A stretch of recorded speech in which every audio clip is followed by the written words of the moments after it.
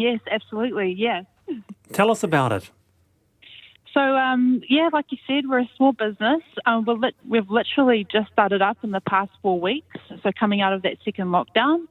And we were just purely inspired by the fact that my own children, they are quarter Māori, quarter Tongan, quarter Samoan, and quarter Kiwi. So I always thought, how am I going to teach our children about their culture, So we just came up with the idea of producing homeware that has cultural patterns. Mm. And how was it starting up a new business, 4 weeks in, and also particularly, in this time of lockdown? I just feel like we had the Kiwi attitude, just continue on, try new things, and just keep on going. Out of the first lockdown, I just had a baby as well, so it was pretty hectic, but we just ran with it, really. Lila's looking at the designs right now. They're beautiful. They're pretty cool, Thank you. Yeah, extremely beautiful. Congratulations. How do you say, in 4 weeks. How do you say the name? Yes. So the name is Helava. Helava, yeah. And in terms of that cultural aspect, can you explain a bit more about it? Because to those who mightn't know, perhaps a bit of the background between some of these sort of, they're not all florals, but the bright prints, very engaging. Yeah, so a lot of the cultural patterns, they show stories about our ancestors, or they're symbolic of particular meanings. The word Helava itself comes from the language of Rotuma. So Rotuma is an island off the coast of Fiji. So the English meaning of that word is Helava, is beautiful. So we strive to really, show off those patterns and encourage, cultural connection. They're really beautiful. What have you found, given that you've been in this for 4 weeks now? What's been one of your greatest challenges, but then also the thing that's got you up every day to continue doing this? The first thing for me is just passion. I think when you have something, it's just worth getting up for. You kind of just want to finish sleeping so that you can get up. So that's been one of my biggest drives. Really, is my love for the culture and wanting to ensure that my children feel the same way. One of the hardest things is coordinating. So we have a team of 3. They're all sitting here with me, and that's been a challenge, like delegating and making sure everything gets done quickly. So yeah. Quick question for Sandra. Yeah, are you Rotuman?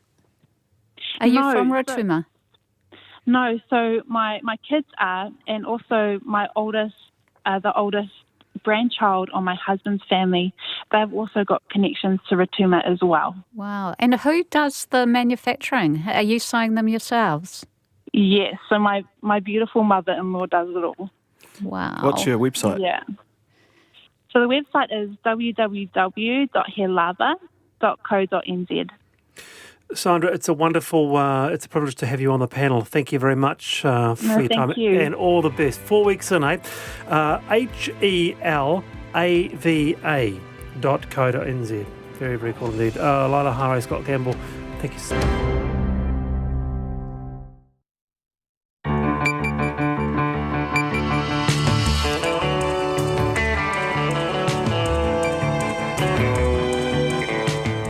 Whakarongo mai koe ki te reo irirangi o Aotearoa. This is Checkpoint on RNZ National. I'm Lisa Owen. E haere aki nei. After a local marine engineer tests positive for COVID, it's revealed ship crews flying into New Zealand are not tested for the virus, and some haven't done a full stint in isolation. Why? 1 man is dead and 10 others are injured after a van carrying seasonal workers collides with a tanker on the Napier-Taupo highway. There's a war of words over Kiwis exploiting an Aussie travel loophole, and a tidal wave of freshies rolls into Parliament, keen to learn the ropes and find the loos. We talked to the self-described yo-yo MP who could get bounced out of Parliament for a 3rd time, and we've got a really juicy yarn about a potential watermelon shortage. Don't forget, you can catch us live on Facebook. RNZ News at 5. Kia ora, ko Susana Leata with DNA. A public health expert is criticising the COVID-19 border testing regime, saying the latest community case involving a shipping worker shows up another gap in the system. 8 Filipinos who recently arrived in the country boarded a ship in Auckland last Tuesday. The same day, a New Zealand marine electronics engineer was on board. Though they had been staying at an isolation facility, none of them had been tested for COVID-19. Auckland University Professor Colin Tukuitonga says that's a surprise. There's clearly a gap there, isn't it? Even if you contain these people coming in from overseas, but obviously there's potential interaction with people either in the ship or on the wharf, and that's why I would have thought that testing would be mandatory. The Ministry of Health is looking into introducing routine testing for such workers. And a ship the electronics engineer worked on is now docked offshore from Napier, and its crew are essentially quarantined on the vessel. The Port of Napier doesn't want the ship to berth there. The Director General of Health, Ashley Bloomfield, says the ship may have to move. We're working with the ship, who's been extremely cooperative, and its agent to think about what the other options might be. And another option might be that they take the vessel through to Auckland, where the public health unit is bigger. The port may be willing to have the ship berth, and we can deal with it there. So we're just working through those options now. Ashley Bloomfield. A Samoan man in his late 30s is dead after a horror crash on the Napier-Taupo highway between a van and a truck this morning. The police say the van was carrying seasonal workers who were travelling from Hastings to Taupo for a holiday. 2 people are in a critical condition and another 8 are in a moderate to serious condition. Acting Sergeant Nathan Ross says the truck collided with the van as the van turned right into the Tarawera cafe. In the van, there were 10 Samoan RAC workers and 1 New Zealander. The New Zealand Police are currently working with the Samoan Commission to inform the families of the people involved in the van. Nathan Ross says it's too early to say whether people were wearing seatbelts. Nationals MP for Botany, Christopher Luxon, has brushed off suggestions the party leader will be rolled following a disastrous election result. Members of the National Party are already arriving in Wellington ahead of tomorrow's caucus meeting, where the post-mortem into its failed campaign will begin. Mr Luxon says he doesn't know what to expect at the meeting, but is defending his leader Judith Collins. I'm not party to any of those conversations. I think Judith's done an excellent job, and I'm looking forward to being part of it too. The National MP for Botany, Christopher Luxon. A woman has described to a court feeling trapped in a violent relationship with her ex-boyfriend. The man is on trial in the High Court at Auckland, accused of physically and sexually abusing the complainant during their 6-month relationship. Today, the complainant told the judge alone trial the man used to take a knife to her throat during fights. We had these 2 big butcher knives, and whenever he got angry, and like I said, the jackal in the hide, something inside of him snapped. He would go straight to the kitchen, get a knife, get one of those knives and hold it to my throat.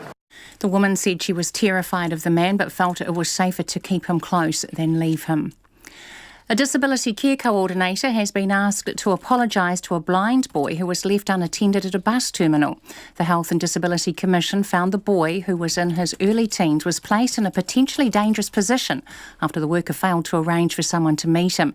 Deputy Commissioner Rose Wall says the boy needed constant supervision to be safe. It's coming up to 4 minutes past 5. The teenage goal shooter Grace Weki is moving closer to making her debut for the Silver Ferns. The Northern Mystic player is the only new face in the 15-strong Silver Ferns squad named for this week's Cadbury Netball Series in Palmerston North. Silver Ferns coach Dame Nolene Taurua says Weki originally failed the squad's tough fitness test but worked hard to make the required mark ahead of this series. We all know that she's physically gifted, but the thing that really stood out for me is she's really hardworking. She's quite smart, so she will ask questions and find out what she needs to do, but also put it into action as well. And, she's a beast out there on court. Dame Nolene Taurua. All Blacks coach Ian Foster is backing his decision to play Beauden Barrett at the back during yesterday's Bledisloe Cup at Eden Park. Barrett returned to the All Blacks lineup after missing the first game of the Test series with an Achilles injury and showed he can still have an impact at fullback despite some critics wanting him to play at first five. Foster believes the number 15 jersey is the right fit for Barrett within the team's current makeup.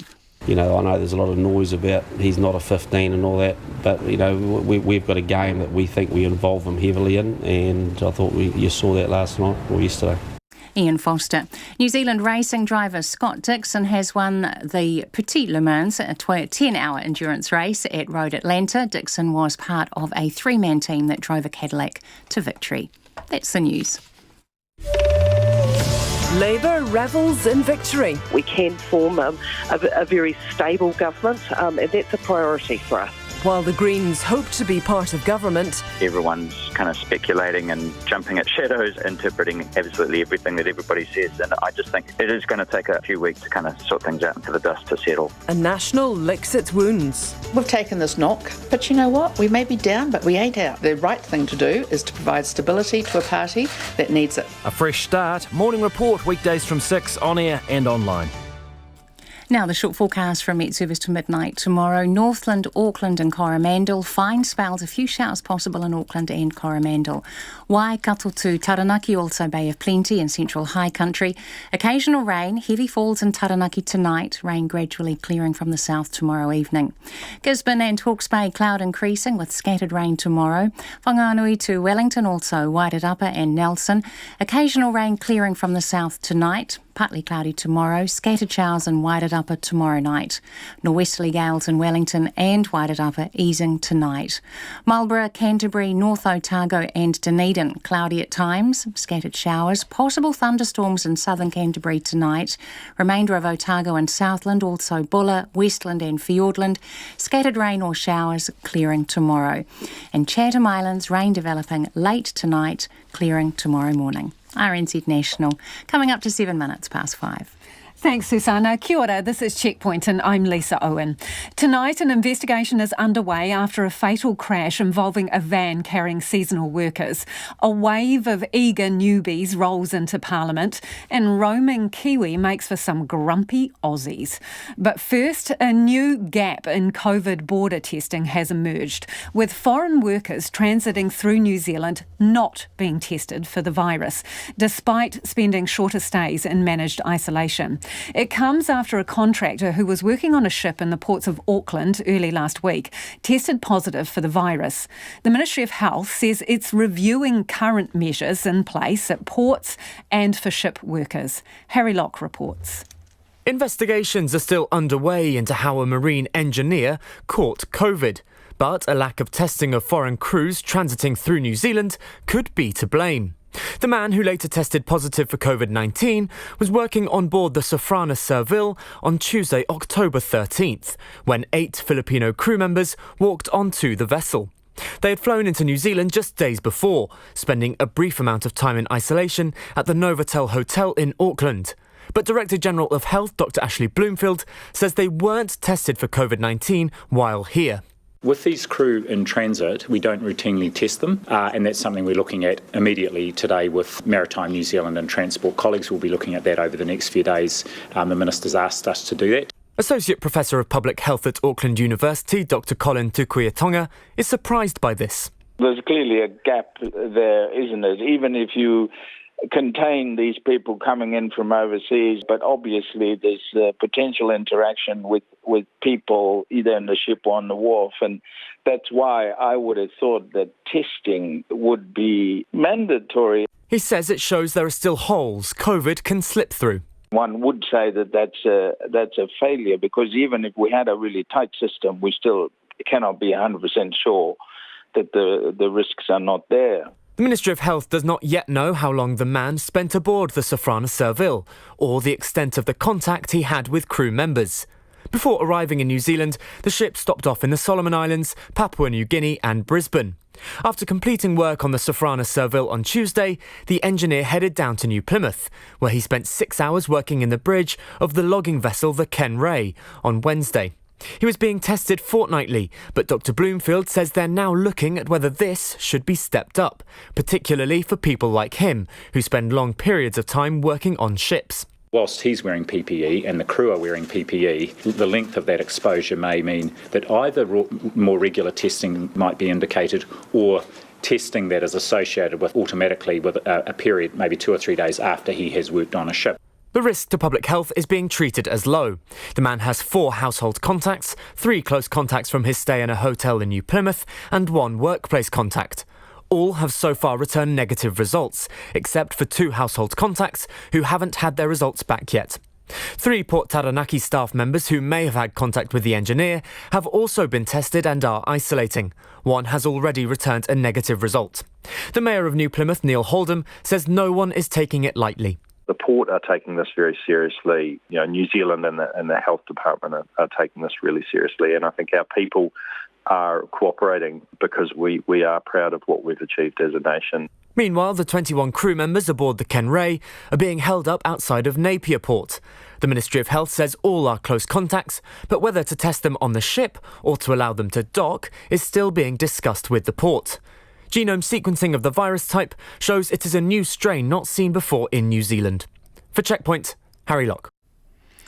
MPs, new and old, from across the political divide have arrived in the capital today to a transformed parliament, one of the most diverse the country has ever seen. Among them was a tidal wave of new Labour MPs still fizzing from the party's triumphant election win, and 9 new ACT MPs. Tianiwa Hurihanganui reports.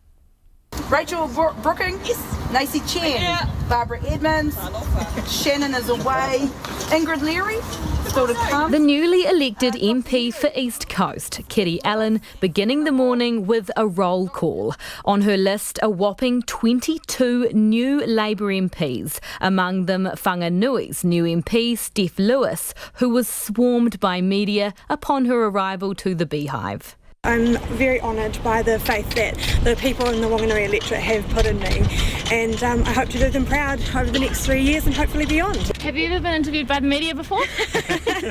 Yes, not quite so many of you though. Neru Leavasa, who won the new electorate of Takanini, arrived at Parliament with a giant smile and a new tie. Oh, I'll be honest, a little bit nervous. I'm here to learn, so really glad we got the induction process. So. New tie? Yeah. He will join 9 other Pacific MPs in the party, Labour's biggest Pacific cohort ever. It's a different look for National, with more Chris's than there are Māori and not a single Pacific MP. 9 new ACT MPs have also swept into Parliament, joining their leader David Seymour after securing 8% of the vote. Deputy Leader Brooke Van Velden says she's ready to get stuck in. I don't think anything can truly prepare you for what Parliament is like, but I've certainly had a little bit of taste working behind the scenes with David in the last parliamentary term, so I can't wait to hit the ground running. Green MP Chloe Swarbrick landed in Wellington still chuffed with her historic win in Auckland Central. We ran an awesome ground campaign and it's something to be proud of. I met with Nikki Kay this morning in Auckland before I headed across here to Parliament. So a great day and kind of gutted to leave the electorate, to be perfectly honest with you, but we've got business to attend to here. She will spend this week welcoming her party's own new arrivals. I'm working with our 3 new MPs and our 1 probable new MP on the specials, Steve Abel. So just hanging out. National MPs were also arriving in Wellington ahead of their caucus meeting tomorrow, where the post-mortem into the party's disastrous election result will begin. National MP Matt Ducey put his party's dismal performance down to people's desire for continuity and what he called his party's internal discipline issues. Goes right back to Jamie Lee Ross, Hamish Walker, Andrew Falloon, leadership issues. We had a leak just before the election, and like I say, if you don't look as though you can manage yourself, people aren't going to trust you managing the country.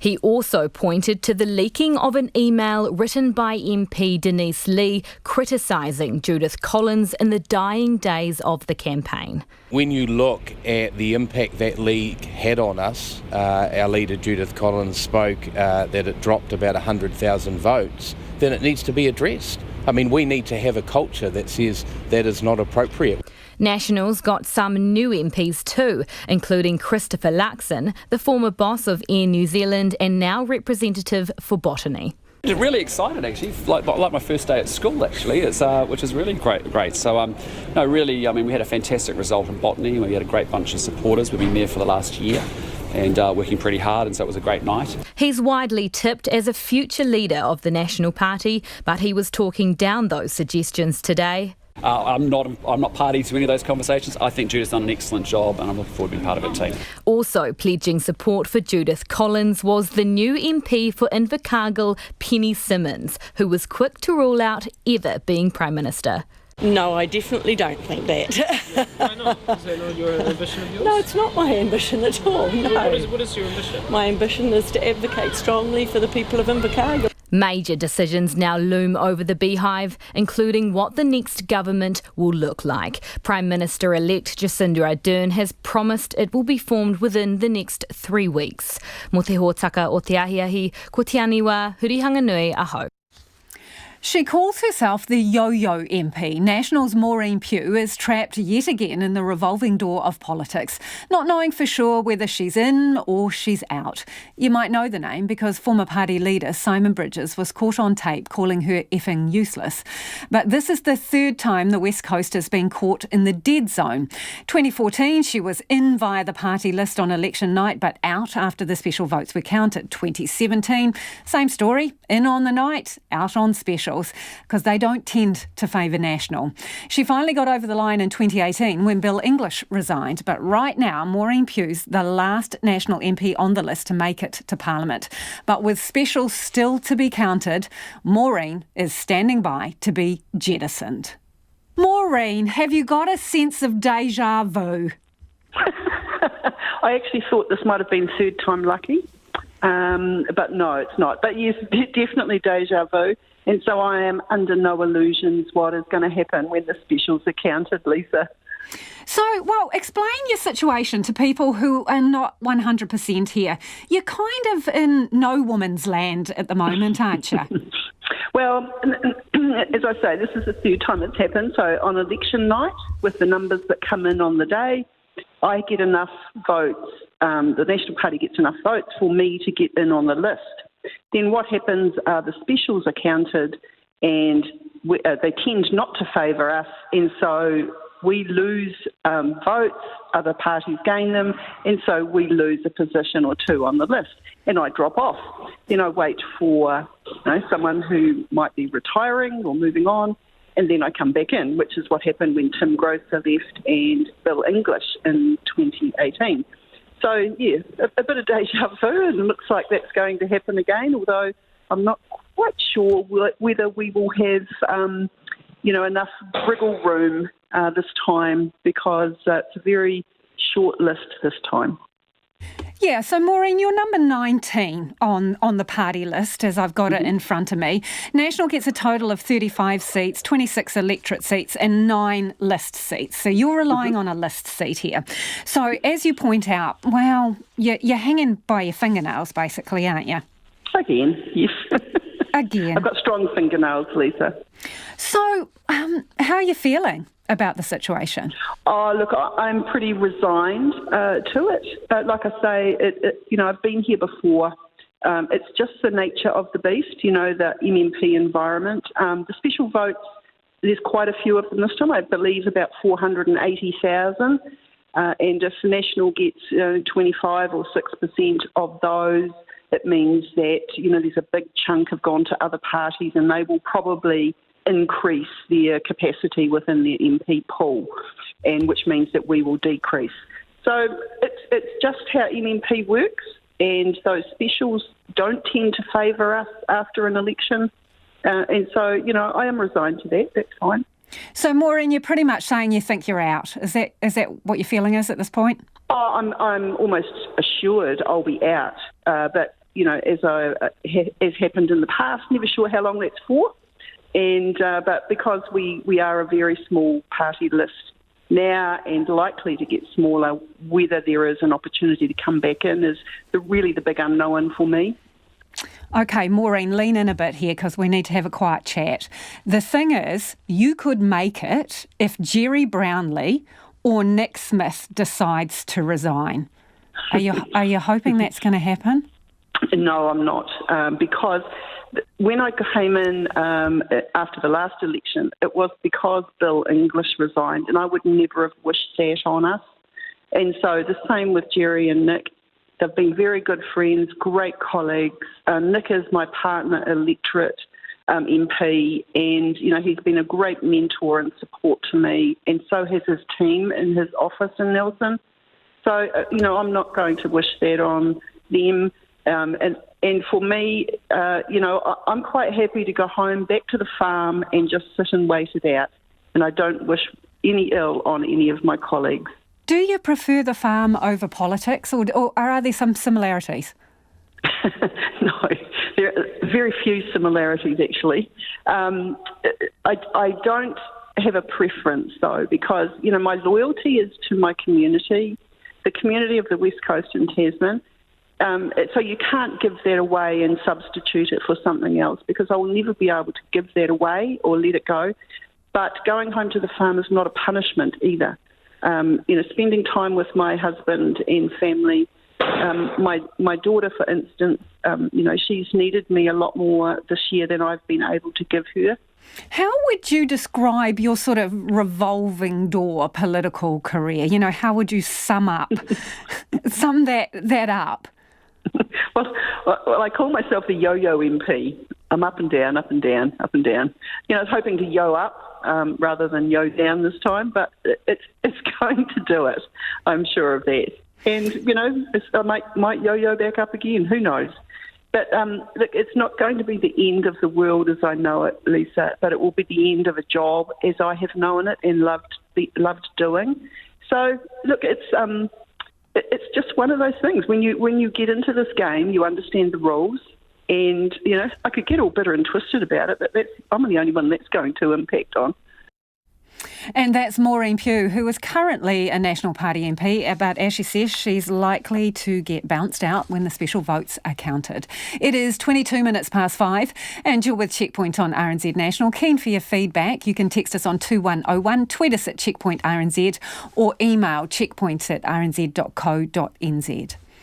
A Samoan man in his late 30s has died in a crash between a van and a truck on State Highway 5 between Napier and Taupo. The crash happened in Tarawera, about 70 kilometres north of Napier, just before 10 o'clock this morning. Our reporter Tom Kitchen is in Tarawera and joins me now. Kia ora, Tom. What can you tell us about this crash? Kia ora, Lisa. Yes, it was a very nasty crash that happened here this morning. I'm looking just outside the window of my car and I see a completely mangled truck on the side of the road. Luckily, it's off the road, but it's looking pretty ugly, really. And what is it? It's a tanker of some sort, was it? And what happened with the van? Yes, it looks like a tanker from here. So my understanding was there were 3 vans and all of them had RSE workers in the van, and 2 of them were turning right into this cafe stop here, and then the one behind them collided with a truck that was behind them. So it was quite a nasty crash from what I understand. And so, Tom, what do we know about those people who have been injured? So my understanding was the truck driver was actually uninjured, so he was very lucky. I mean, his truck might be mangled on the side of the road, but for the others, there were 10 people, actually there were 11 people in the van, and one of them died, and then there were 10 in different states of injury. So yes, quite a lot of them really, yes. And some of them were quite badly injured. I think 2 critical patients and 8 moderate to serious, and they went to Gisborne, Palmerston North, Hastings, so they went all around the lower North Island. And Tom, what do we know about where they were headed or what they had been doing? So it's my understanding that the company, the orchard that these RSE workers were working for, they decided to take them on a trip to Taupo. They were living in Hastings, working in Hastings, so they went there for a couple of days just for a bit of a break, but it obviously didn't turn out for the best. So they were going on holiday, and then this happened, so it's pretty tragic for all involved. And tell us a little bit about the situation with the road there, because people who are listening to us and might not see the pictures from this tanker, well, it looks like it was in two sections, the tanker, towing another wagon as such. And it's completely off the road, is it, down a bank? And what is the situation with the road itself? Yes, the tanker or the truck, whatever you want to call it, is down the bank, but the van was on the road, and it took them quite a while. It took police and fire and emergency, the ambulance, quite a while to treat everybody there and to actually examine the scene. The serious crash unit from the police were examining the scene. So yes, it took them a while, but now the road is open. I'm seeing it right past me. I mean, I think people might be going a bit slow, just to be cautious, obviously, but the road is now open after many hours of it being shut. Thank you for joining us. That is Tom Kitchen, our reporter there in Tarawera at the scene of that crash, that fatal crash. And just an update in from the police on the situation there. The police can confirm that the Samoan nationals were involved in this morning's crash on State Highway 5. 11 people, including the deceased, were in the van. A number of the people in the van, they say, were Samoan nationals who were in New Zealand working as seasonal workers. And there was also one New Zealander in the van too. The police are liaising with the Samoan High Commission to notify the families of those involved in today's tragic crash, they say. St John treated patients who had varying injuries and were transported to different hospitals, as you heard Tom say there. And victim support is providing assistance to those who need it. Investigation currently underway, and they say it's too early to speculate about what possible factors may have caused the crash. Bubble-bursting Kiwis in Australia are causing confusion and upset as Victoria Premier Daniel Andrews continues taking swipes at the Australian federal government over its safe travel zone with New Zealand.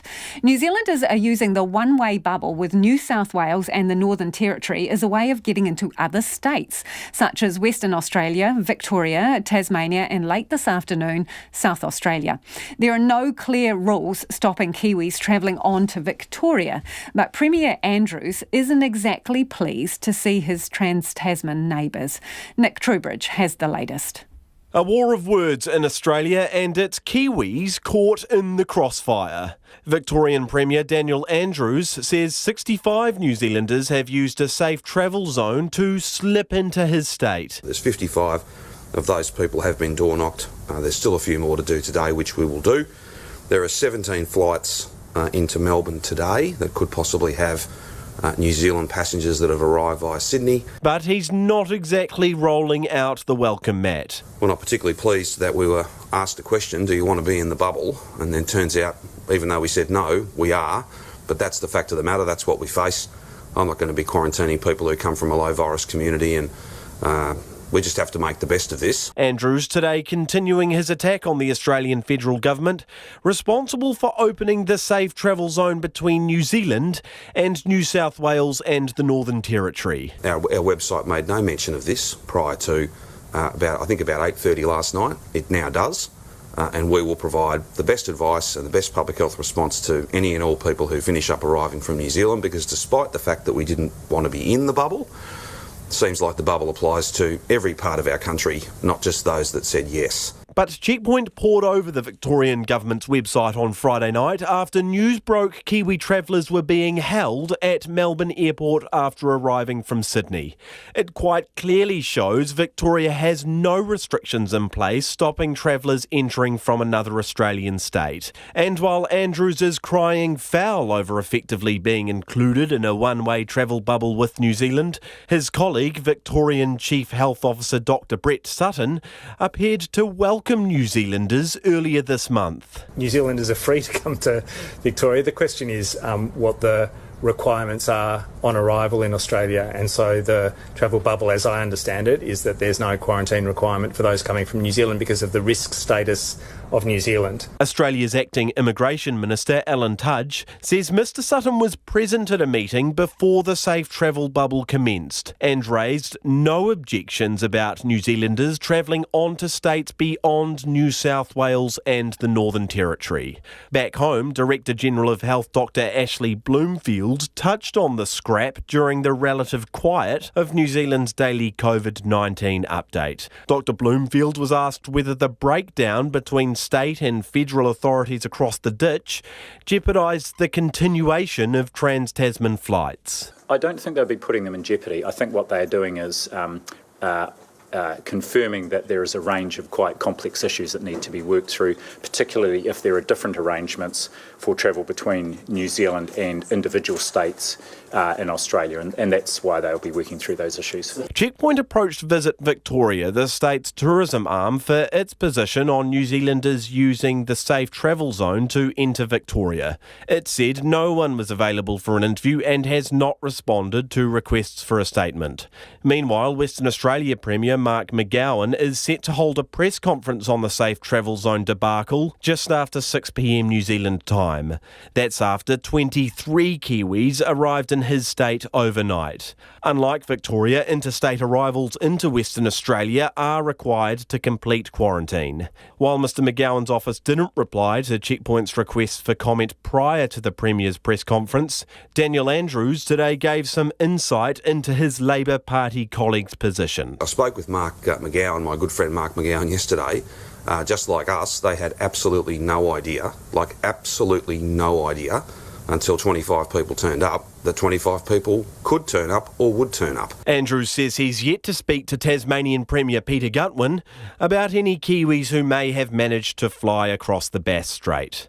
For Checkpoint, Nick Trubridge. And South Australia's Premier, Stephen Marshall, says 5 New Zealanders have travelled on to Adelaide despite the state not being part of the travel bubble. They've been forced into hotel quarantine after arriving on flights from Sydney. Now, a warning for watermelon lovers. A shortage is imminent, with all import channels for the fruit currently closed due to biosecurity concerns. Imports from Tonga were halted last week after live fruit fly larvae were detected on a consignment of watermelons.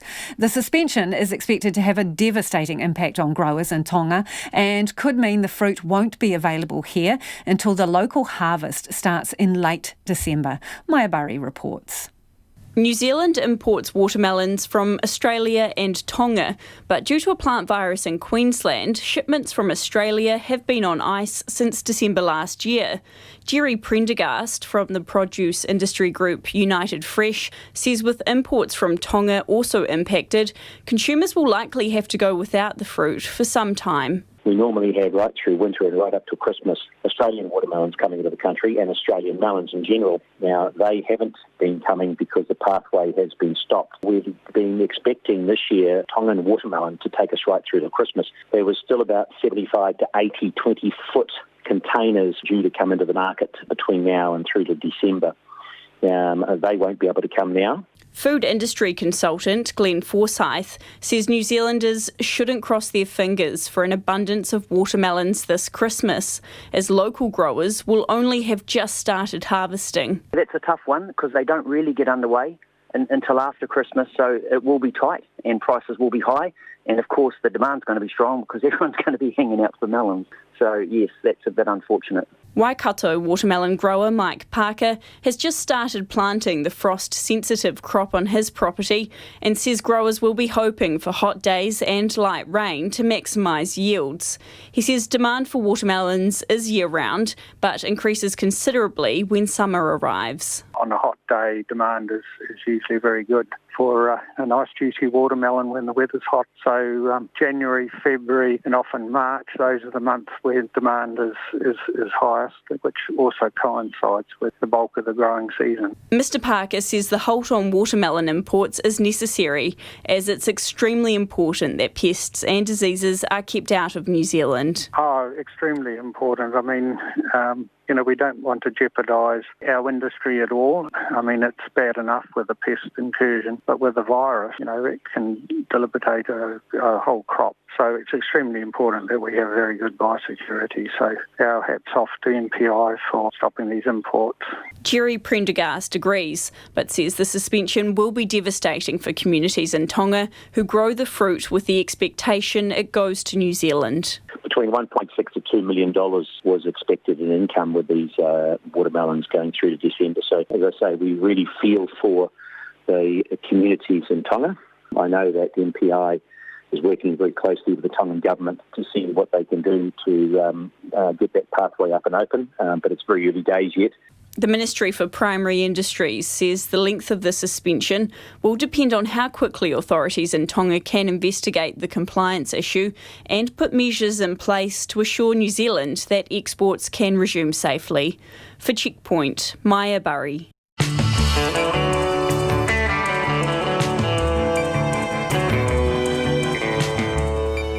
And coming up on Checkpoint on RNZ National, a judge hears graphic details of the alleged sexual, physical and financial abuse of a woman at the hands of her boyfriend.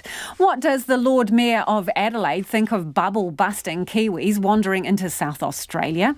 And could driverless shuttles be headed to Queenstown Airport? We'll have the details, but we'd love your feedback on anything you've heard on the program this evening, whether it's the newbies turning up to Parliament or anything else you've heard on the program tonight. Don't forget you can text us on 2101. Let's get to the headlines now with Susanna. A new gap in the COVID-19 border testing regime has been exposed. The New Zealand marine electronics engineer who tested positive over the weekend had worked on the ship the same day 8 Filipino workers boarded after recently arriving in the country. The workers hadn't been tested for COVID-19 while transiting, but did stay at an isolation facility. The engineer had been infected with a strain not found before in this country, indicating it came from the border. Meanwhile, a separate ship that the engineer worked on is being refused entry to the Napier port. The engineer worked on the Ken Ray ship when it was at Port Taranaki last week, and it's now docked off Napier's coast. The ship's crew are all being treated as close contacts, and Napier Port says in line with border protection measures, it won't be allowed to berth. A Samoan man in his late 30s is dead after a crash on the Napier-Taupo highway between a van and a truck. The police say the van was carrying seasonal workers who are travelling from Hastings to Taupo for a holiday. 2 people are in a critical condition and another 8 are in a moderate to serious condition. State Highway 5 at Tarawera has reopened to traffic in the past hour. Nationals Whip says the caucus needs to be unified if it wants to regain the confidence of voters. Waimakariri MP Matt Ducey won his seat with a 2,000 vote lead over his nearest rival, Labour's Dan Rosewarne. He put his party's dismal performance down to people's desire for continuity and what he calls his party's internal discipline issues. Watermelons may soon begin disappearing from supermarket shelves due to a suspension of exports from Tonga. The Ministry for Primary Industries has made the decision after live fruit fly larvae were detected at the border on a shipment of watermelons. Crews have successfully removed a tree which was blocking the Hutt Valley train line north of Wellington this afternoon. Services were disrupted after the tree fell on the tracks near Taita, and services are now returning to normal. Those are the latest news headlines from RNZ National. Our next news and weather update is at 6. Thanks, Susanna. Kia ora anō. If you're just joining us, this is Checkpoint and I'm Lisa Owen.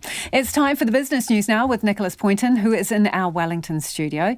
Good evening, Nicholas. So, the Reserve Bank is apparently taking steps to ensure that cash is kept on its throne. King or Queen, choose whichever you like. Yeah, as my colleague Nona Peltier would always point out to me, cash is king, but sadly not everyone appears to be thinking that at the moment, as its use is actually rapidly declining. The Reserve Bank is taking action, however, to ensure that it continues to be available in the future, because as it mentioned in an issues paper it published some time ago, it tends to be those people who are on the economic margins who rely on cash the most and would be the most adversely affected if we were to move towards a cashless society. But as we saw, as there were some reports as COVID-19 began to emerge, that we were maybe actually accelerating towards this future at a greater pace, as probably a lot of people actually saw during the first lockdown. There were more and more businesses that were putting up signs saying that they weren't accepting cash anymore as a form of payment. That was due to hygiene concerns. But this has been a trend that's extended past just that first and even the second lockdown, because I remember the last time I went down K Road in Auckland, there was business after business, signs on their doors saying that they are still cash free. And this prompted some chatter about whether COVID-19 had actually led to some existential rethinking about money and currency. But according to the Reserve Bank's late data, it shows that actual demand for cash has actually increased mightily in the early stages of the pandemic. It appears that people were hoarding it, stashing it under their mattresses out of fears that there might be some global banking collapse. But, for all that hoarding, it seems that people are not actually spending money. So today, the RBNZ, it's announced that it's developing a strategy to encourage banks and other industries to continue to support cash in the future.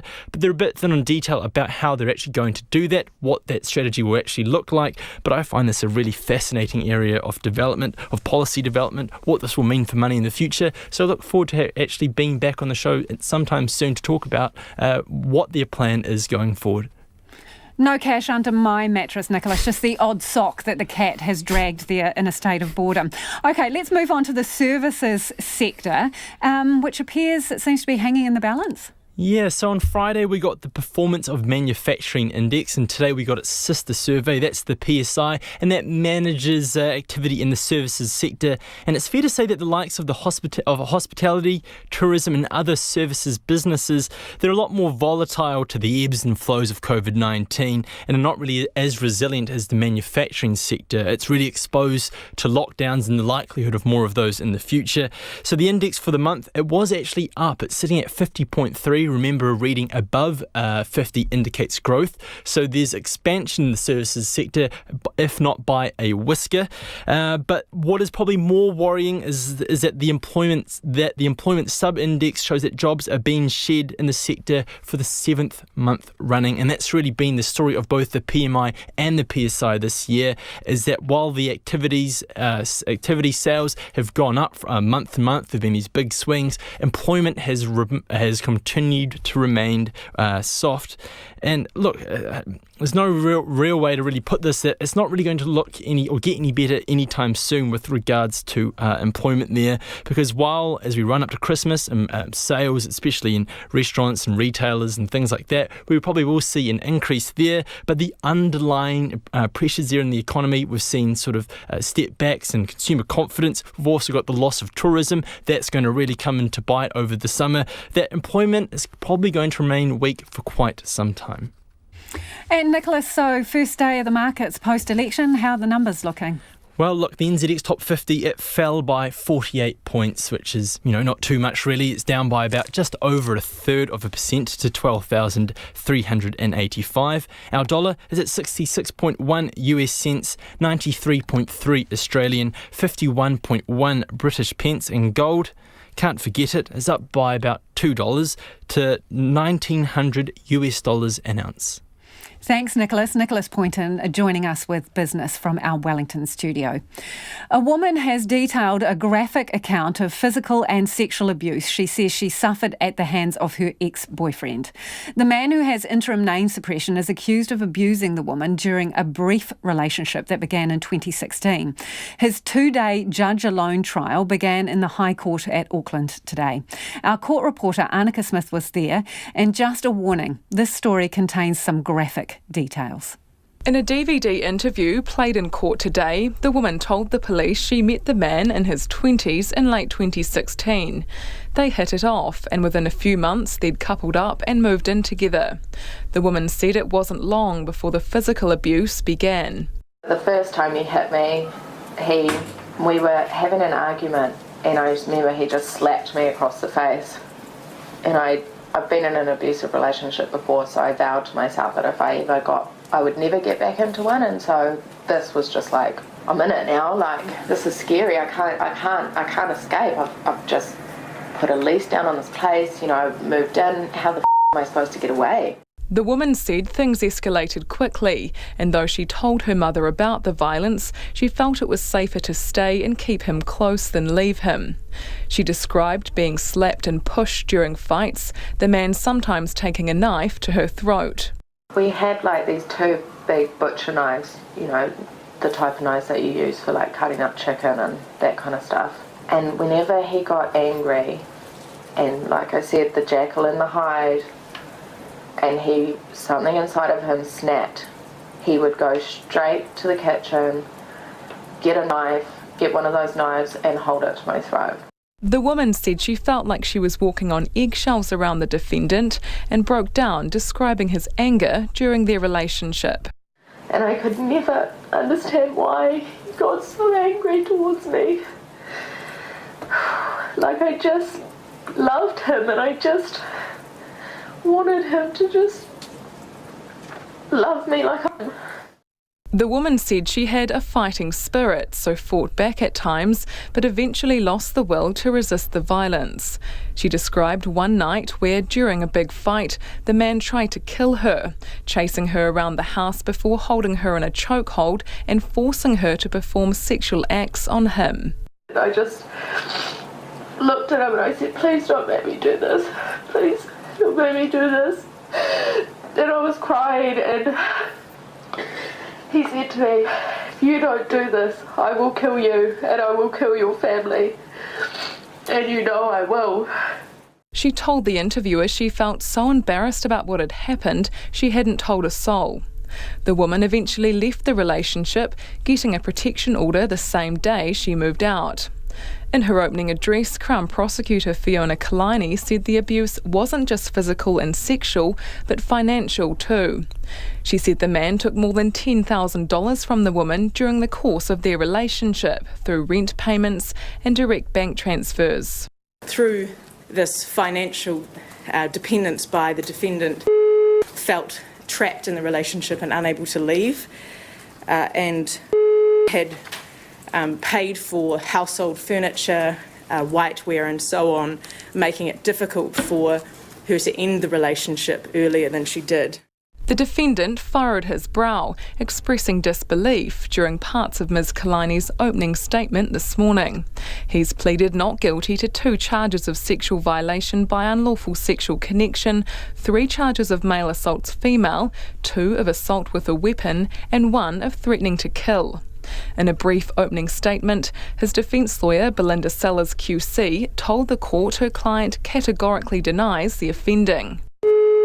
Accepts that it was a difficult relationship, but he utterly rejects that he was physically or sexually abusive in any way.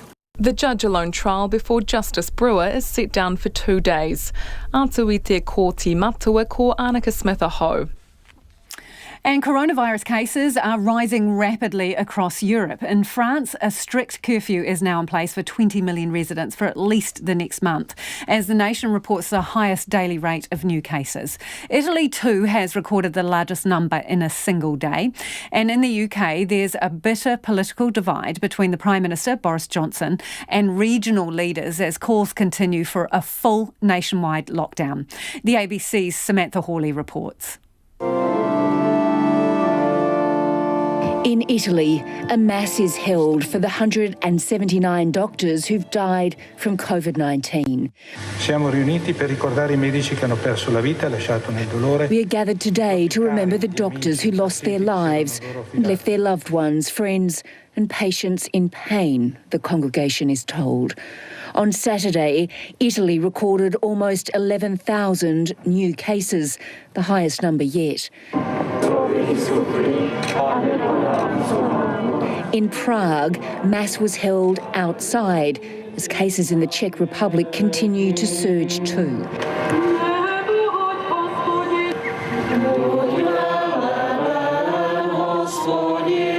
The health system there is reportedly on the verge of collapse. In the City of Lights, the streets were empty early. The French capital is one of 9 cities now subject to a 9 p.m. to 6 a.m. curfew. There were a staggering more than 32,000 new cases on Saturday, a record high. In the UK too, the infection rate is not under control, despite new restrictions. One of the government's key scientific advisors, Sir Jeremy Farrar, told Sky Boris Johnson's government should have implemented a national lockdown last month. The best time to do this would have been around the 20th of September, as Sage advised. That wasn't decided upon then. The second best time to do this is now. And the worst time to do this is at the end of November, when things will have really got considerably worse. Instead, the British government is sticking to its 3-tiered system, which sees different restrictions imposed depending on a region's case numbers. But that's not working either. The Mayor of Manchester, Andy Burnham, is refusing to lift his city to the top tier. The places they're trying to close in Tier 3, pubs, bookies, gyms. These are places where people are on low wages. And what we're saying is you cannot take away their place of work and not give them support. Government Minister Michael Gove.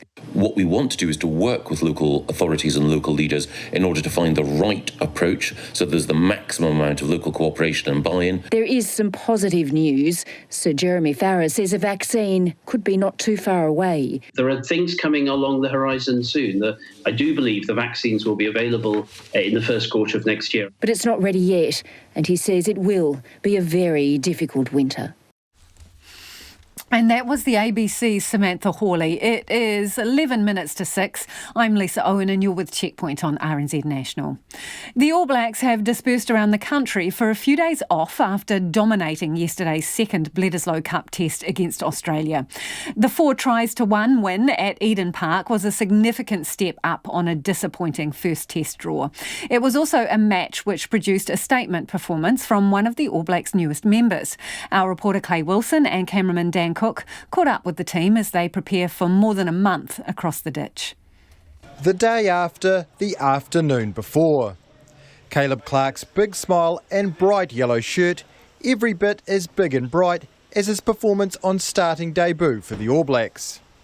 Hooker Cody Taylor putting his young teammate in lofty company when it came to the question of whether any All Black had made such a big statement so early in their international career. Yeah, John Olomu, Julian Savea. We've been lucky with some pretty beastly wingers in the past, and he's just another one that's come in and taken his opportunities. Clark didn't shy away from the heavy lifting against the Wallabies at Eden Park. But Taylor says the 21-year-old is also making his mark off the park, his positive energy proving infectious for many of his more senior teammates. I don't know how. He wakes up every morning and he's always smiling and jumping around. I think that young blood in him still gets him going every day. Clark's rampaging runs contributed to more than a few of the Wallabies' 40 missed tackles.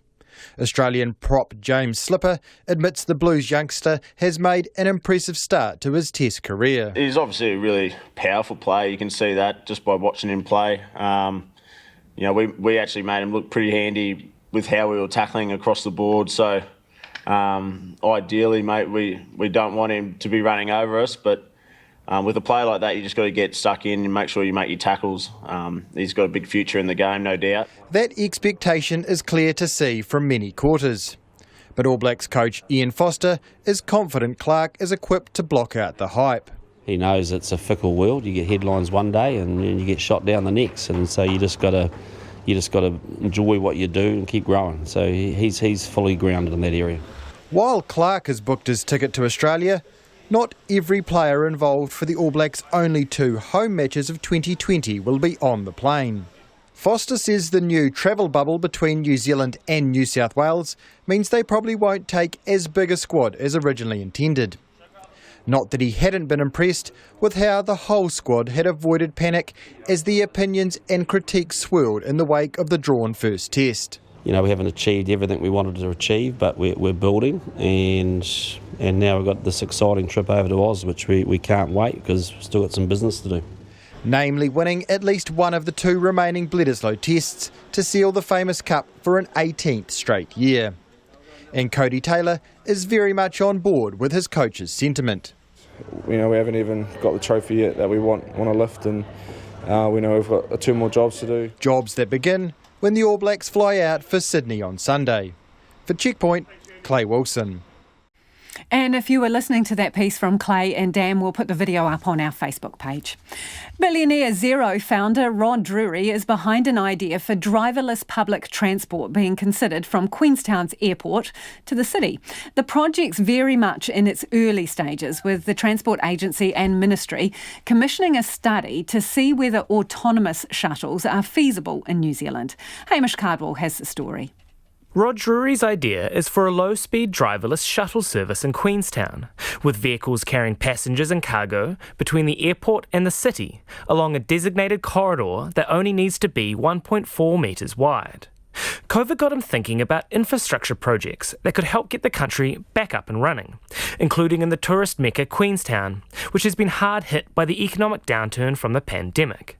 He's taken his plans to the Transport Minister, the chair of the Transport Agency, and other officials. Just sort of reached out, did the work, showed it to Queenstown Council and got them involved, then connected them up with Transport and LTSA. And, I think it's just one of those good ideas that, once everyone saw it and thought about it, and it's just something that's worth considering. He says it's much cheaper than light rail and other capital-intensive public transport options. Essentially, you're painting lines on the road. And what's different about having a dedicated lane is you don't have to have all the technology which you would have with an autonomous taxi where it's interacting with normal cars and normal road users. It's sort of off to the side. So the technical challenge is much easier. Queenstown Lakes District Council says the study will give a preliminary view on the viability of driverless public transport, but more work would be needed before it's rolled out. Mayor Jim Bolt says it could be years away, and there's been no conversation about who will pay for it. Nonetheless, he thinks it's an exciting idea. It's certainly on our agenda, and look, if you're going to do it, what a great place to do it. The coolest part of the world. Let's have the coolest public transport system. And that Queenstown is the perfect place for this kind of technology. We're certainly a place where that sort of transport would go well. We're suited for it, and we've got the initiative of coming up with the idea from somebody in our district, and namely Rod, and we've got the enthusiasm to pursue it. Jim Bolt reckons Queenstown residents are progressive and will embrace the idea. Mr Drury's also had general, high-level discussions about it with Wellington's Mayor Andy Foster. Residents of the capital have mixed views. I think from a technology standpoint, it's a really interesting idea, and it would be great for me because I can't drive, but you could not pay me enough money to get into a car without a driver. I would believe in it, yeah. I think it's definitely worth investing in it. I can't imagine it would be any less safe than having a human control something, because we're pretty fallible at the best of times. While you should probably be wary of, the robots taking all of the jobs, it seems like something that could be done autonomously. The Minister of Transport's Manager of Strategic Policy and Innovation, Richard Cross, said in a statement one of the objectives of the study is to provide councils with good information to help them decide whether to invest in driverless tech. The study will use Queenstown as a real-world case study to ensure that the results are meaningful and to identify issues that may need to be resolved if autonomous shuttles were to be deployed in New Zealand. The study will also consider where technology could be deployed across New Zealand in order for the results to be applied more broadly and to provide the best possible assessment for getting the benefits from such technologies. Mr Cross said laws, rules and regulations will also need to be looked at, with the study to be put out to tender in mid-November. For Checkpoint, ko Hamish Cardwell, tēnei. For anyone having trouble sleeping, listening to relaxing sounds or white noise has long been suggested as a possible solution. But one study suggests there is no good evidence they work, and they may even make things worse. The BBC's Stephanie Prentice reports. From the gentle hum of a ceiling fan to birdsong and remixed rainstorms. Sound-based apps such as the Bedtime Fan app on Apple and White Noise Generator on Android have been downloaded millions of times. They're thought to drown out distractions and trigger a sleep response. However, psychiatry professors from the University of Pennsylvania School of Medicine in Philadelphia collated evidence from 38 studies into insomnia and concluded there was no proof that they worked, and in fact one case suggested the noise may disrupt sleep. Colin Espy is a leading professor of sleep medicine at the University of Oxford. He's been following the research and explained why apps may actually encourage insomnia. I think there's an intuitive idea that you need to block things out somehow so you can get to sleep. But in fact, there's not really much evidence that people's difficulties in falling asleep are caused by external noise that you need to block out in the first place. So I actually use these kind of apps, and I use videos with binaural beats and white noise to sleep, and it works for me. Why do you think it does work for some people? Well, it doesn't. It doesn't work scientifically. Things that may work for some people occasionally could be down to placebo effect or lots of other reasons. It's really the power of marketing over evidence. If you've got a difficulty with sleeping, the techniques that are evidence-based throughout the world, clearly, is to use some of the techniques that are part of the cognitive behavioural therapy, or CBT, toolbox, because they deal with the real enemies of sleep, which are the racing mind, or going to bed with lots of worries in your mind. See, I would say having some sort of noise going on would help me with my racing thoughts or anything I was worried about. There's been studies done using sound stimulation way back from the 1970s onwards. It's never really shown to be all that effective. If something is monotonous, may help you to fall asleep, but you tend to get used to noises. You tend to get familiarised with them, and they stop having the beneficial power that they might otherwise have. If people have got a difficulty getting asleep, this is not the solution. Not the solution scientifically, but if thunderstorms are working for you, the advice would be keep going until your brain gets bored of them. And that was the BBC's Stephanie Prentice. Quick bit of feedback on Maureen Pugh, the Yo-Yo MP, as she calls herself. Rod says, I enjoyed listening to her. She was refreshingly honest and pragmatic and has the kind of genuine attitude that many in the National Party should take heed of. RNZ News at 6. Ngā mihi nui ko Susana Leata with DNA. A public health expert is criticising the COVID-19 border testing regime, saying the latest community case involving a shipping worker shows up another gap in the system. 8 Filipinos who recently arrived in the country boarded a ship in Auckland last Tuesday, the same day a New Zealand marine electronics engineer was on board. Though they had been staying at an isolation facility, none of them had been tested for COVID-19. Auckland University Professor Colin Tukuitonga says that's a surprise. The Ministry of Health is looking into introducing routine testing for such workers. The latest community COVID case has a new strain of the virus not seen before in New Zealand. Genome sequencing has revealed the virus type is not the same as the one in the Auckland August cluster or of the original outbreak. An international database listing different strains of the virus is being used to find where the infection might have come from. But the Director General of Health, Ashley Bloomfield, says that might not be possible. Now we're matching it to see if it matches a strain that's on that international database. But at the moment, the suggestion is it doesn't. And so it's probably from a country that doesn't necessarily have either the capacity or the ability to do whole genome sequencing routinely and report that to the global database. Dr. Ashley Bloomfield. A Samoan man is dead following a horror crash on the Napier-Taupo highway between a truck and a van carrying seasonal workers. 4 ambulances and 3 helicopters attended the scene at Tarawera this morning. Our Hawke's Bay reporter Tom Kitchen is at the scene. The police say the men were being treated to a holiday by the orchard owner they work for. 3 vans were on their way to Taupo from Hastings when the third van was hit as it turned right into the Tarawera cafe.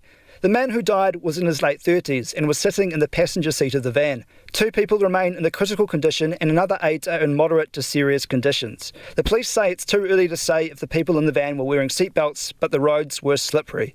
In Tarawera, Tom Kitchen. Green Party MP Chloe Swarbrick has arrived in Wellington, still chuffed with her victory in Auckland Central. She's one of many MPs from across the political divide who have descended on Parliament today for the first time since the election. Chloe Swarbrick credits her success in Auckland Central to a relentless grassroots campaign. We ran an awesome ground campaign and it's something to be proud of. I met with Mickey Kay this morning in Auckland before I headed across here to Parliament. So a great day and kind of gutted to leave the electorate, to be perfectly honest with you, but we've got business to attend to here. Green Party MP for Auckland Central, Chloe Swarbrick. The billionaire Xero founder Rod Drury is behind an idea for driverless public transport. A government-commissioned study will investigate whether autonomous shuttles are feasible in New Zealand, with a route between Queenstown's airport and CBD a possible test case. Mr Drury says the idea came to him as a way to help get the country moving again after the economic blow of COVID-19. Just sort of reached out, did the work, showed it to Queenstown Council and got them involved, then connected them up with Transport and LTSA. And, I think it's just one of those good ideas that, once everyone saw it and thought about it, and it's just something that's worth considering.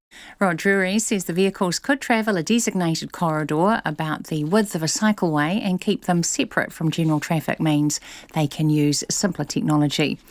Research by Tourism New Zealand shows more people are interested in taking local holidays than a few months ago. Nearly 3/4 of people surveyed in September were planning a holiday in New Zealand within the next year, and 62% thought the country's tourism offerings were excellent or good, up 14% from May. The number one reason people want to take a holiday is to relax and refresh. Tourism New Zealand Chief Executive Stephen England Hall says that's not a surprise given the stress some people have experienced in 2020. Watermelons may soon begin disappearing from supermarket shelves due to a suspension to exports from Tonga. The Ministry for Primary Industries has suspended imports from Tonga after live fruit fly larvae were detected at the border on a shipment of watermelons. Food industry consultant Glenn Forsyth says New Zealanders shouldn't cross their fingers for an abundance of watermelons this Christmas, as local growers will only have just started harvesting. That's a tough one because they don't really get underway until after Christmas, so it will be tight and prices will be high, and of course the demand's going to be strong because everyone's going to be hanging out for melons. So yes, that's a bit unfortunate. Glenn Forsyth, a food industry consultant. It's 4.5 minutes past 6. The All Blacks halfback TJ Perenara will miss Super Rugby next year to play in Japan. The Hurricanes' number 9 has signed with the NTT Docomo Red Hurricanes club for the 2021 season. 28-year-old Perenara says the contract doesn't mean the end of his playing days in New Zealand. The young All Blacks wing Caleb Clarke is being compared to some of the most lethal finishes the side has ever had. The 21-year-old shone on debut in yesterday's bounce-back win over the Wallabies in Auckland. Hooker Cody Taylor believes Clarke is in lofty company when it comes to All Blacks who have made big statements early in their international careers. Yeah, John Olamu, Julian Savea. We've been lucky with some pretty beastly wingers in the past, and he's just another one that's come in and taken his opportunity. Meanwhile, Wallabies prop James Slipper is looking forward to ditching his teammates once they cross the Tasman today. The Australian rugby team return home after a month on the road and have a few days off before they get back into camp on Thursday. Slipper says taking a break before the Rugby Championship starts on October 31st with a rematch against the All Blacks is crucial. I want to get away from the game itself and making sure you freshen up mentally. I think that's really important because being together, we've been in each other's pockets for a month now, and it's just important that you kind of take that mental break and come back in ready to go. And the teenage goal shooter Grace Wiki is the only new face in the Silver Fern squad named for this week's Cadbury Netball Series in Palmerston North. That's the news. Tonight on Nights, another best from Auckland's Going West festival. This evening we're getting on board with Marcus Lush and his love of rail travel. Sportscaster Helene Elliott is on the line from Los Angeles, and Hayley Buckley and Peter Pesci on their latest archaeology project, digging up unmarked graves in central Otago to find out more about the folk who lived there during the gold rush. On Nights with me, Brian Crump, after the news at 7 on RNZ National. Now the short forecast from Met Service to midnight tomorrow. Northland, Auckland and Coromandel. Fine spells, a few showers possible in Auckland and Coromandel. Waikato to Taranaki, also Bay of Plenty and Central High Country. Occasional rain, heavy falls in Taranaki tonight. Rain gradually clearing from the south tomorrow evening. Gisborne and Hawke's Bay, cloud increasing, scattered rain tomorrow. Whanganui to Wellington, also Wairarapa and Nelson. Occasional rain clearing from the south tonight. Partly cloudy tomorrow and scattered showers in Wairarapa tomorrow night. Norwesterly gales in Wellington and Wairarapa easing tonight. Marlborough, Canterbury, North Otago and Dunedin cloudy at times, scattered showers, possible thunderstorms in southern Canterbury tonight. Remainder of Otago and Southland, also Bulla, Westland and Fiordland, scattered rain or showers clearing tomorrow. Chatham Islands rain developing late this evening, clearing tomorrow morning. RNZ National, it's coming up to 8 minutes past 6. Thanks, Susanna. This is Checkpoint and I'm Lisa Owen. Kiwis are trickling across the dish now that the one-way bubble is in place, but they're also appearing in states not signed up to the travel bubble, including Victoria, South Australia and WA. South Australia's Premier, Stephen Marshall, says 3 people arrived from New Zealand over the weekend and a further 2 landed at Adelaide Airport this morning. Well, joining me now is Adelaide's Lord Mayor, Sandy Verschure. Sandy, thanks for joining us this evening. Gosh, this must be pretty frustrating, is it? In terms of frustrating, I think, we are all trying to do our best and the rules are constantly changing. South Australia is not yet part of the travel bubble with New Zealand. That's only New South Wales and the Northern Territory. But of course, we can't wait for that to be us as well so that we can welcome visitors from New Zealand. But at the moment, they are, wobbling across state lines when they shouldn't be. What concerns do you have about that?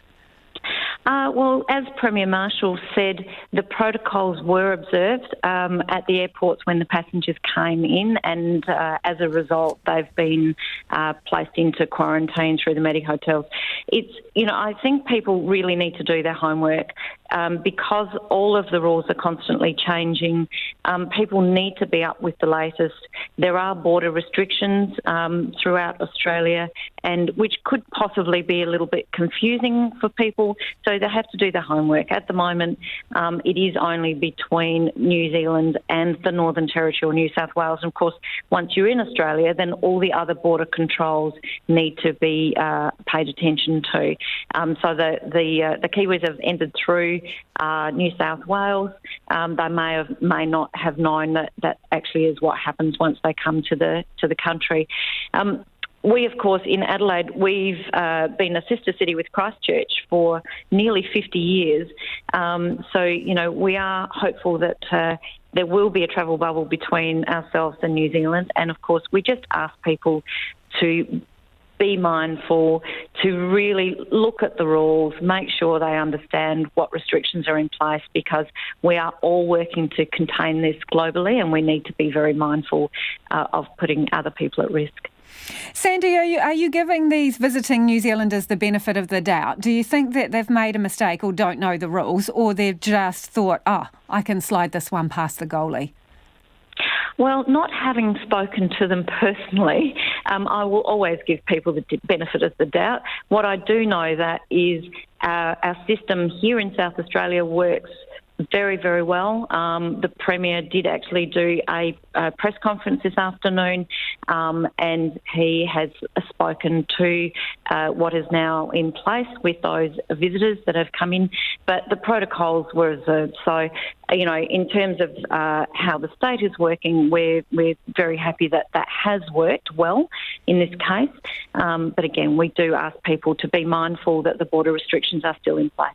So, Sandy, what are those protocols? I mean, did these people self-identify, or were they, in essence, picked up at the airport?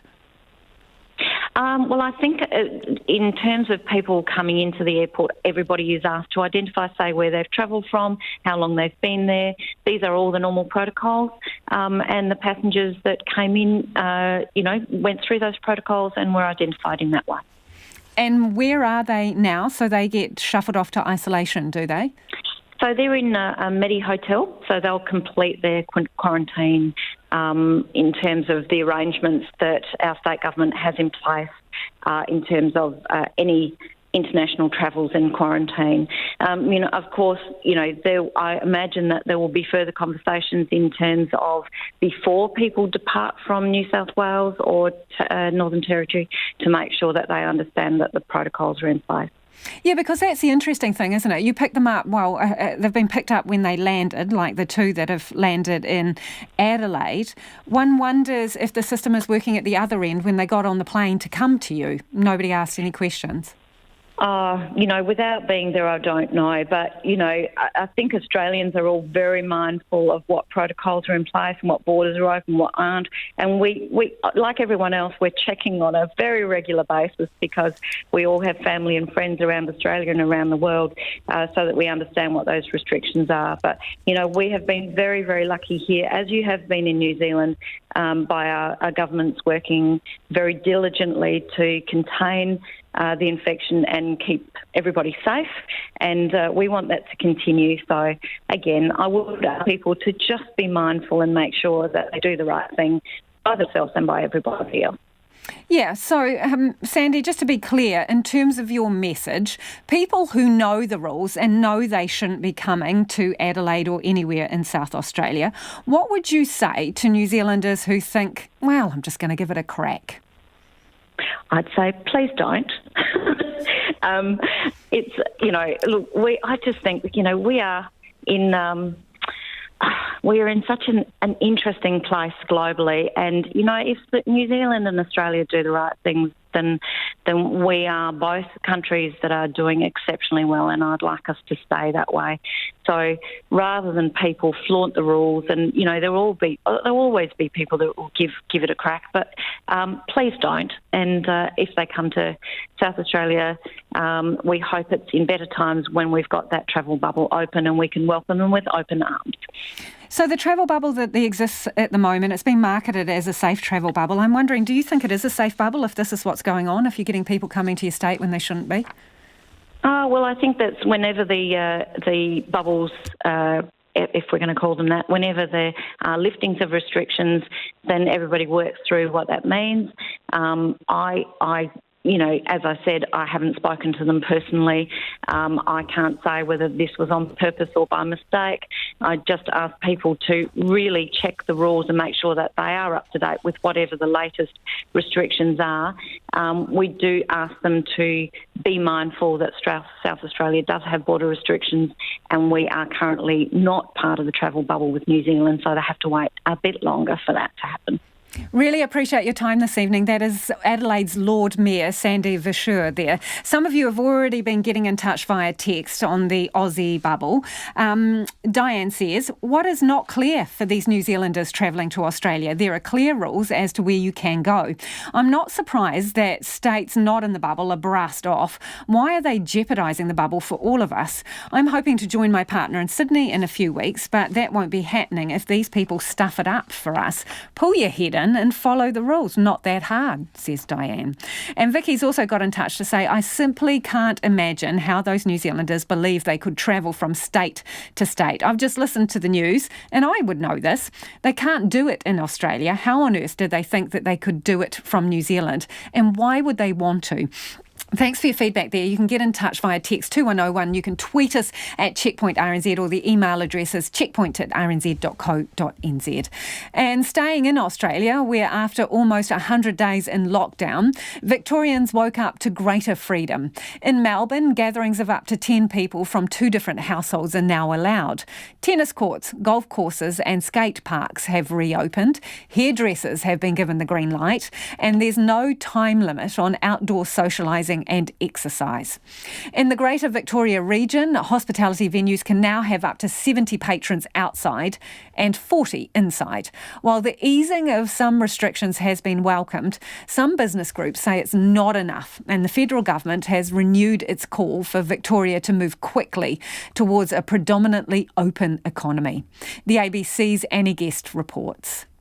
In the northern Melbourne suburb of Strathmore, news of the relaxed restrictions left some residents deeply emotional. I can go back to work on after the 1st November, restaurants, so we're really happy to hear about the restaurants being reopened. Cried actual tears of joy. Others are thrilled they can now travel 25 kilometres from home. Really, the human contact is going to be massive. Catching up with Nan, that's really big. She lives by herself, and it's super important that she can see other people. Masks remain mandatory, but up to 10 people from 2 households can now gather outdoors, and people can leave their homes for as long as they like. Just even seeing friends. I have some friends that are just around the city, and so just to be able, that extra 10k is a big difference to catch up with some of my friends. Even to go for a walk with them, just have a chat with them face to face as opposed to just online all the time. Tennis courts, golf courses, skate parks and swimming pools will reopen. And these cyclists have already had the map out. We can't wait to go beyond the 5k. Do the Yarra Bend and the path down at Williamstown. So we've got our next few weekends set out. And there's something else many Melburnians can't wait to do. I have already made an appointment of my haircut. She's not alone, according to Melbourne hairdresser Joey Scandizo. We have never had so many phone calls for people wanting to get in. The phones have just been running hot all day yesterday, and actually we had family and friends wanting their hair done as well, so the only time I could fit them in was midnight last night. But the vast majority of retail and hospitality won't be allowed to reopen until November the 1st. And that's frustrating Tim Piper, the Victorian head of the Australian Industry Group. The ones that will be readily obvious to the consumer are the retail stores, the hospitality, the restaurants. They will be terribly affected because there'll be at least another 2 weeks before they can become open.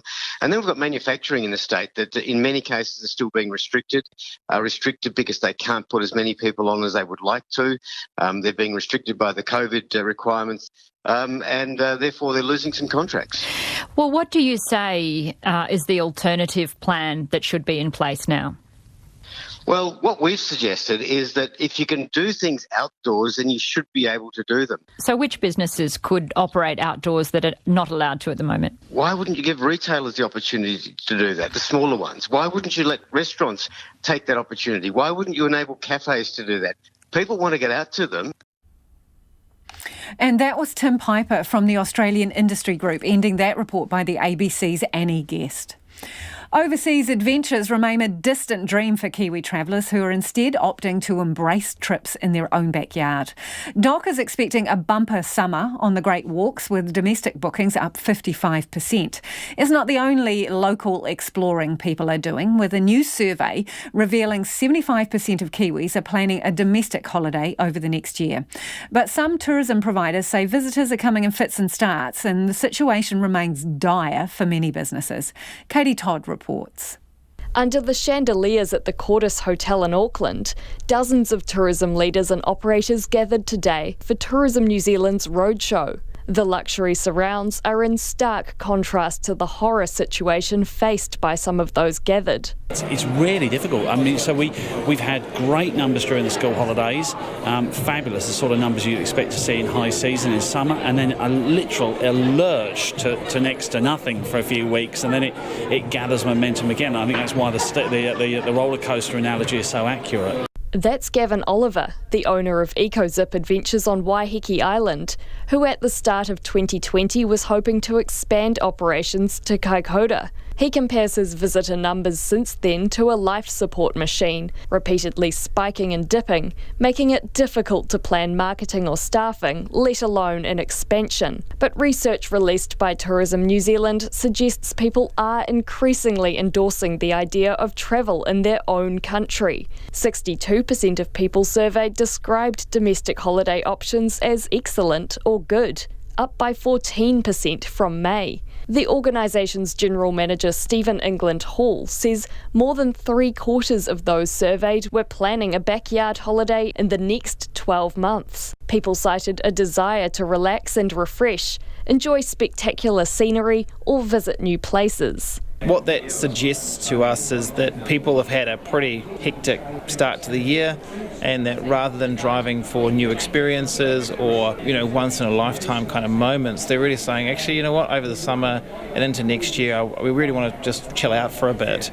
For the Department of Conservation, it means more people going bush, especially near urban areas. Over winter, foot traffic was up 50% on last year at Goldie's Bush Scenic Reserve near Auckland, and 136% at Godley Head in Christchurch. DOC spokesperson Alistair Johnston says this summer, 55% more New Zealanders are booked to do great walks than last year, which more than makes up for the loss in international visitors. We're hearing positive signs from New Zealanders about their desire to get into the outdoors. We suspect it's part of kind of being locked down, I suppose, or constrained to their homes or their places. But for other urban-based outfits, it's proving tough to lure people to take city breaks. An ad campaign recently rolled out by Auckland Council's tourism arm, ATEED, instead focuses on getaways on the outskirts of the city, highlighting that there's more to Auckland than just the masses. Its General Manager Destination, Steve Armitage, is also defending criticism from some operators that ATEED was slow off the mark to launch a marketing campaign after the borders closed, as other regions competed to attract Aucklanders. We needed to take some time to understand, our own positioning and what our plan needed to be, which was why we put our industry leaders group together and undertook a lot of engagement to develop a recovery plan that positions us collectively and cohesively alongside everybody everybody who operates in the sector around one vision for where we're going over the next 18 months. In my view, it would have been folly for us to just invest in marketing activity without understanding what the long-term aims were. Mr Armitage says when the borders reopen to Australia, maybe by March or April next year, there is an advertising campaign ready to go. In the meantime, EcoZip owner Gavin Oliver says he's heartened by the community support, with customers telling him they would rather seize the opportunities they can for a getaway than save their money or annual leave. For Checkpoint, ko Katie Todd, TNA. It is 24 minutes past 6 and you're with Checkpoint on RNZ National. A baby has been delivered safe and well on board an emergency helicopter in Auckland. A Westpac rescue chopper was tasked with picking up the mother, who was with a midwife but needed to go to hospital from Waiheke Island on Sunday. Intensive care paramedic Ross Aitken was on board and spoke to our reporter Jordan Bond. A few minutes into the flight over Motahi at about 1,200 feet, Mum went through the process of delivering the baby. We were able to help her with that. Mum and baby did a fantastic job. We really just assisted the whole procedure. Nature took its course. The crew worked together to deal with Mum and baby and alert the hospital as to what was happening. We then landed at the hospital, shut down, gave baby a bit of a clean up and got everything sorted before we took them up to the ward. And they were cared for further up in the neonatal area of Auckland Hospital. Okay, and they were doing fine. Mum and baby were well. I believe they're doing very well, yeah. But it's not a normal thing. It's something we prepare for with anyone in labour. But it usually Bubs usually holds on till we get to the hospital. But not in this case. Decided to come out a wee bit early. I mean, do you have enough space? Do you feel like you had what you needed on board, or was it a little bit of a cobble together situation? Space is always an issue in a helicopter. Space, communication, lighting, and temperatures they're always much more difficult than in a controlled setting like a hospital. But we've got our helicopters and equipment specifically designed around being able to deal with those sorts of emergencies in flight. And it's really only with the support of our sponsors and donors that we're able to afford to be set up to achieve those sorts of achieve that level of care in flight. It was really neat. It was really neat to see the crew all working together as a team to achieve a good outcome for mum and baby, and nice to have what's I suppose a really joyous occasion for our team as opposed to some of the tragedies we see on a daily basis. And that was Ross Aitken, a chopper paramedic, talking to Jordan Bond. To the Philippines now, where a new artificial white sand beach in Manila is causing controversy. Environmentalists say the Manila Bay Sands project, which is part of a $20 million government plan to clean up the bay, is damaging to the local ecosystem and is hazardous to public health. The BBC's Howard Johnson filed this report. The place is so amazing and very relaxing when you see it. There's a buzz about Manila Bay these days, and that's because the government have just given the public a sneak preview of their soon-to-be-completed artificial white sand beach. Now, just to give you a sense of the geography of Manila Bay and the boulevard, it's around 1 kilometre long. It's a busy road that runs along it, and there are some old hotels from the 70s that look out to the sea. The beach itself is nestled in the corner next to the imposing American embassy here, which has these high security fences surrounding it. The rehabilitated beach is currently 100 metres long, topped with crushed white dolomite rock.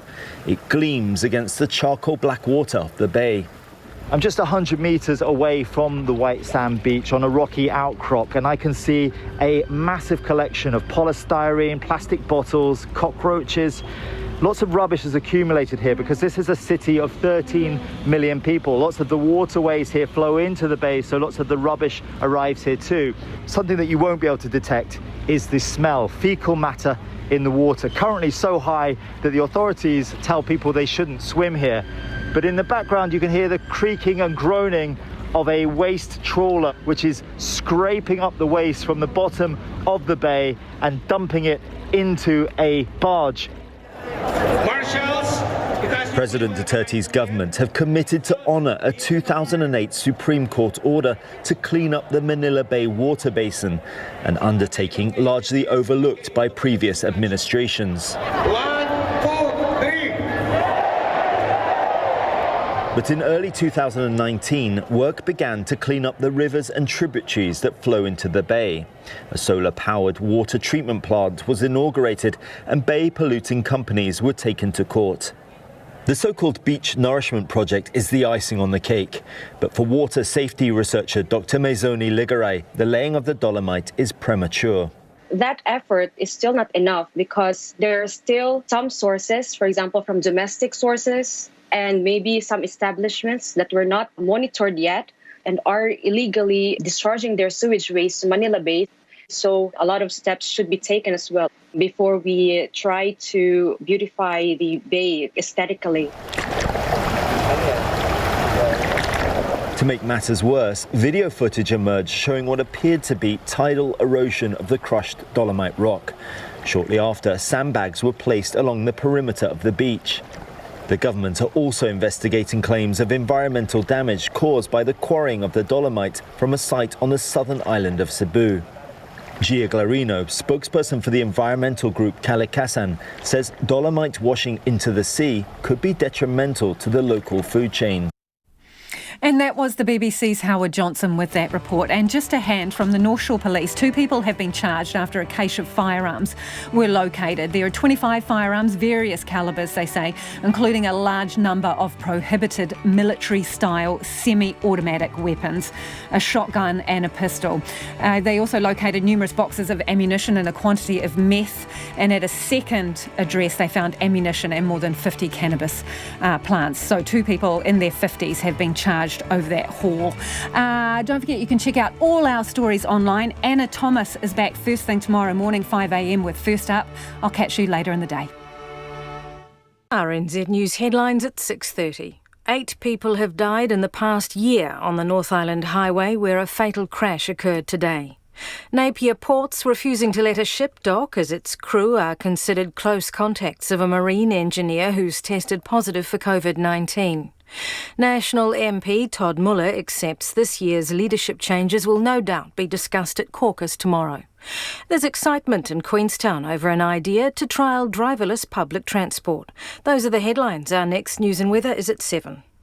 Take the pulse of the day's news every weeknight at 10. Boulders of ice and snow about the size of cars in parts of the avalanche. So it's a fairly sizable chunk of the mountain that's come sliding down. Live with local, national and international stories and a slice of creativity. It's a bondage devil with 6 breasts falling in love and getting it on with a bat.